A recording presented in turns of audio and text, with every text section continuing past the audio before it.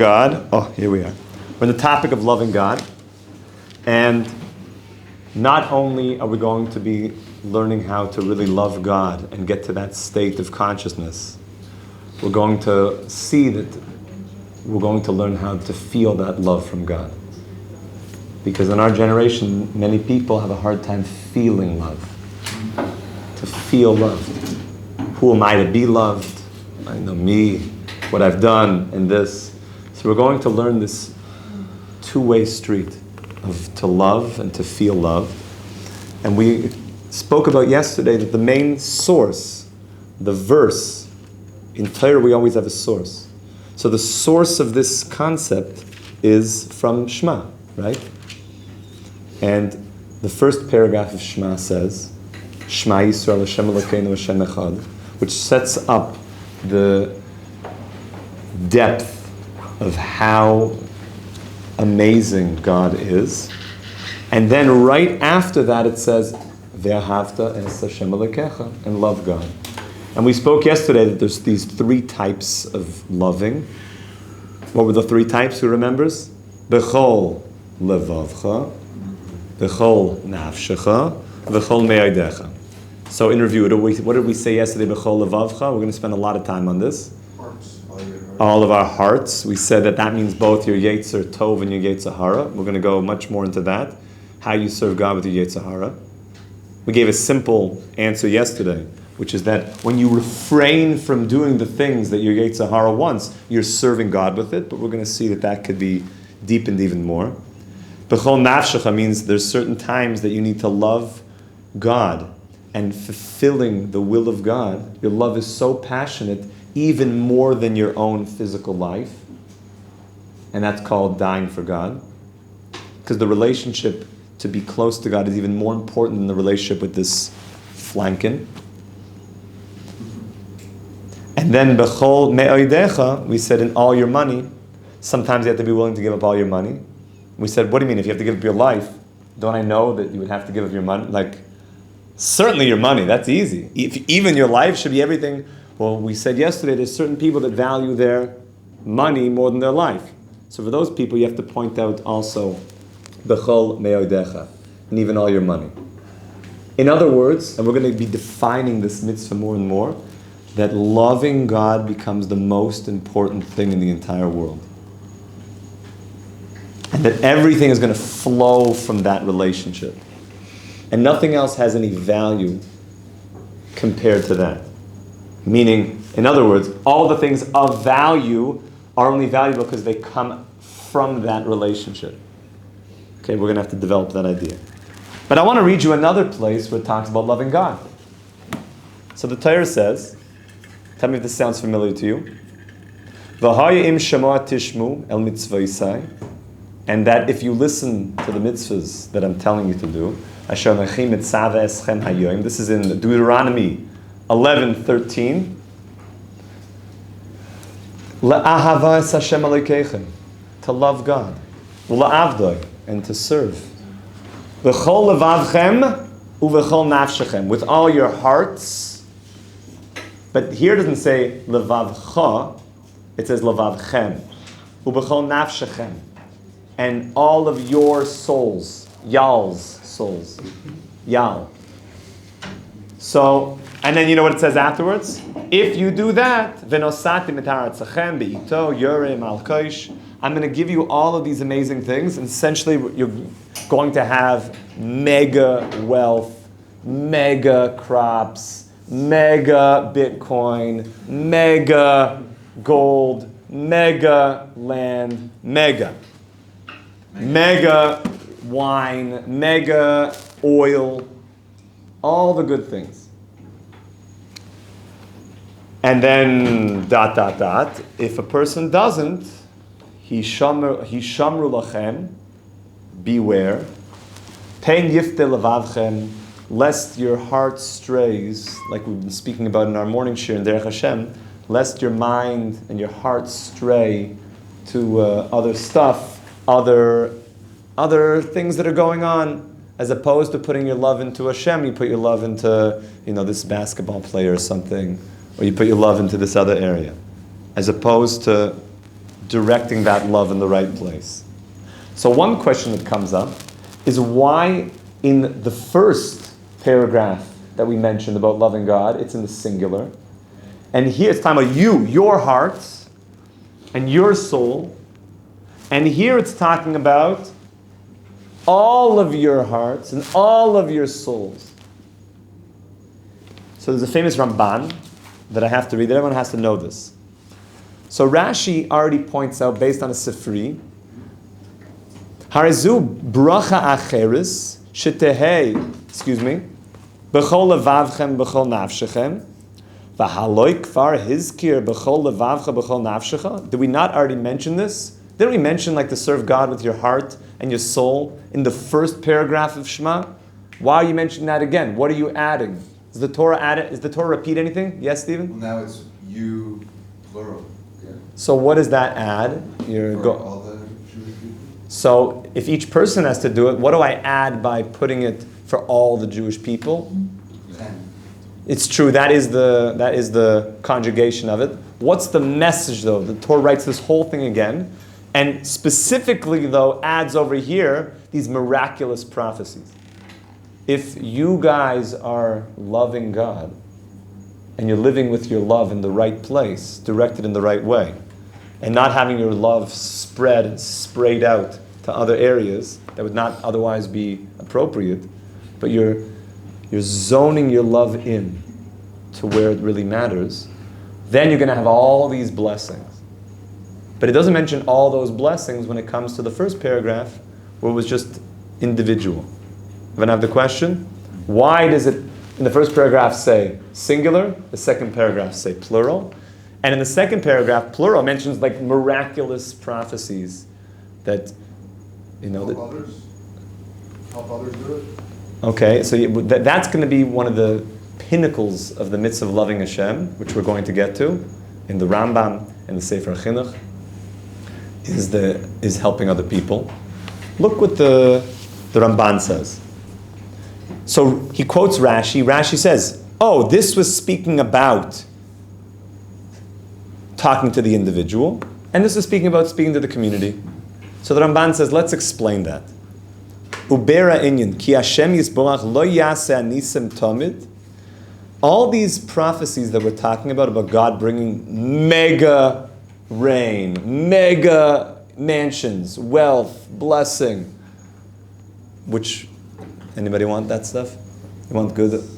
Mega rain. I'll take the rain. Sure. Take the rain? Meaning, rain is always a code word for blessing, sustenance, because without rain, you don't have anything. Your fruits don't grow. All the luscious things that you want to have, all your wines and your Wagyu steaks. Now, if there's no rain, then the cattle also drop off. Yeah, Avery? Parshas Noah, didn't Hashem flood the world with rain? Oh, if there's too much rain, that can also be overwhelming. Because rain is a code word for something we call chesed. In Kabbalah, there's a way that Hashem designs and runs the world. And one of the main ways that he does that is called chesed. Chesed is the way that Hashem is giving. Chesed means a tremendous givingness. But what happens if you give too much? You have nothing. So what happens to the other person? So You just take your. They don't have their potential to grow. They didn't work for anything. They're just taking without giving. So I'm right now listening to everyone when I started talking, but before that I was listening. So was I the giver or the taker? But it's taker. Well, while I was listening, Giving. well, interesting. Sometimes the listener is the giver, because sometimes people just gotta talk. So a very special therapist that I know, a friend of mine. So he had a session with one person that came in, and okay, sit down. So what's your name? So it's great to meet you. And the guy went like this. So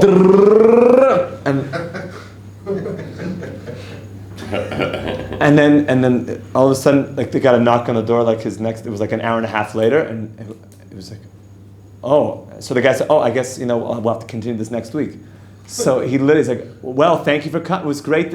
Okay, thank you. He didn't say one word. This person literally just had to get a lot off their chest. If you know what I'm saying? So was the therapist the taker in that situation? No, he was the giver. That person needed and literally paid. Nowadays, by the way, people would love someone just to listen to them.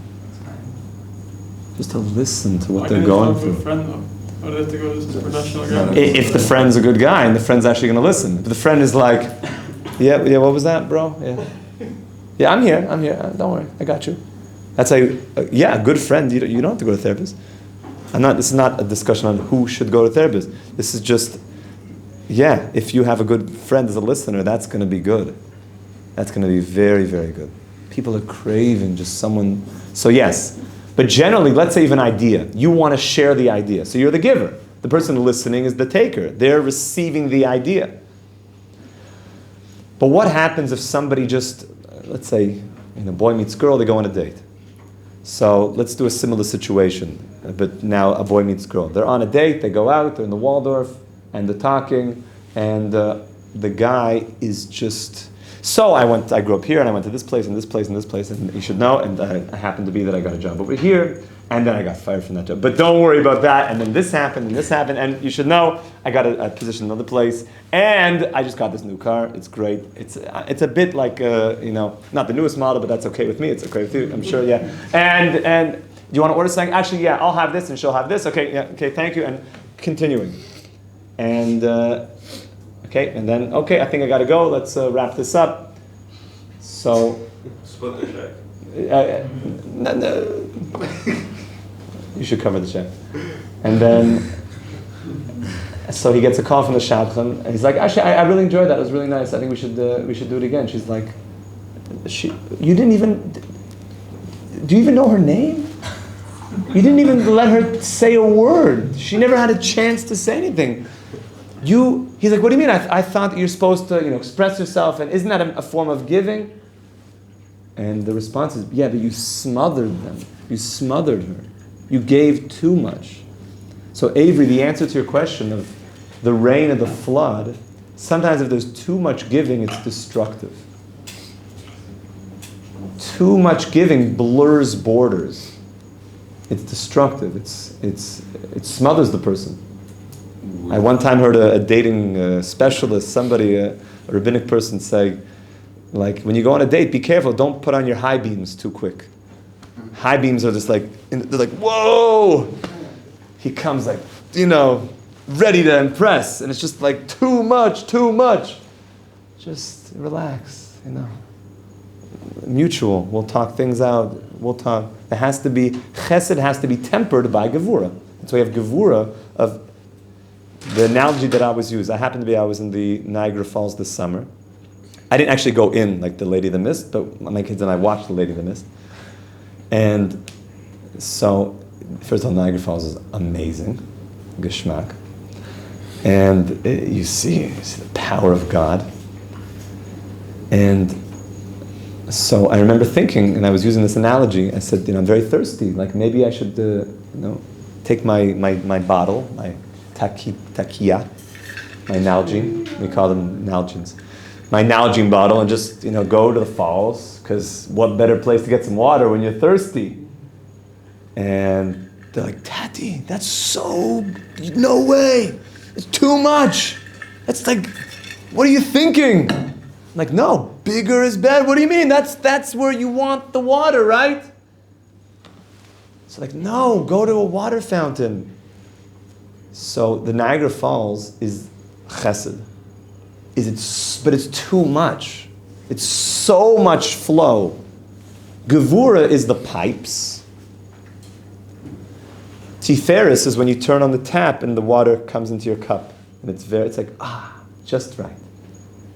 But Gevura without Niagara Falls would be horrible, because then it's just empty pipes. Meaning you don't have anything without the chesed. You need the Niagara Falls. You need that amazing amount of flow. But you need pipes in order to handle. By the way, if God unleashed all of His chesed, do you know where we would be?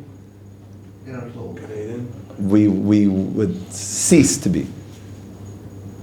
And by the way, one of the prophecies of the future is that in the times of Mashiach, God will do what's called being moitziah chama min artika. God will take the sun out of its sheath, whether that means the ozone layer or it's more metaphorical, that God will remove the sun from its protective barrier. Meaning to say, at this point, the sun is not that strong, but imagine God removed the barrier, and there was some amount, it doesn't just mean the physical sun, it means the sun is an analogy of like intense energy, also like chesed. So it says in the time to come when God does that, so the tzaddikim, the righteous ones, will be healed of anything that was going wrong, and the wicked ones will burn. I didn't want to say it, but then someone chimed in. Thank you. So, now why is that? I'll tell you why. Because if somebody can't handle the light, for them it's darkness. But if somebody's been working their whole life and saying, I want the light, I want the relationship, I want that blessing, then they have vessels that they've been building up and they just want the light. How do you get the vessels for that light? It's called Torah and mitzvahs. Torah and mitzvahs. I'll tell you something, a very important yisoid that many people don't know, is that what was the 9th plague in Mitzrayim? The plague of darkness, choshech. Now, did anybody grow up with like plague books? Yeah, what did yours? No? Nobody? For us, Bali Tshuva, some of us we didn't have, but others, yeah. Like a plague book and the pictures and the frogs were like there was like a Mitzri like hitting one of them and the big one and they're all coming out of his mouth and the blood was like the Yid and the Mitzri with like two straws out of the cup and like one, it was blood cup and like one was drinking water and the other one was drinking dam and then one was like giving money to like, yeah. And in the darkness one, that was like an easy page. It was just dark. And then there was a spotlight on the Yid. Because it says, Ahaya or b'moish voisam. There was light in their dwelling places. And the Mitzrayim, you could see like the back of the black. Like, he's like, ah. I was like frozen. Because the darkness got so intense that you couldn't even move in Egypt. So we think it just got really dark. And it was like paralyzingly dark. It was so dark you couldn't see your hand. Anybody ever had that? Been in that amount of darkness? Yeah, It's a very rare thing nowadays because of all the light pollution. The dungeon. I lived there. And you can't see your hand like this? Yeah. It's that dark? Yeah. Mamish? Okay, so for many people that's a very powerful thing. It's almost scary. It's like Yamushu Achoshech, that it's like it was mamoshes. It's like thick a bit. So we think that was what like it was in Mitzrayim, but maybe like a little more or something. You know what the Zohar says?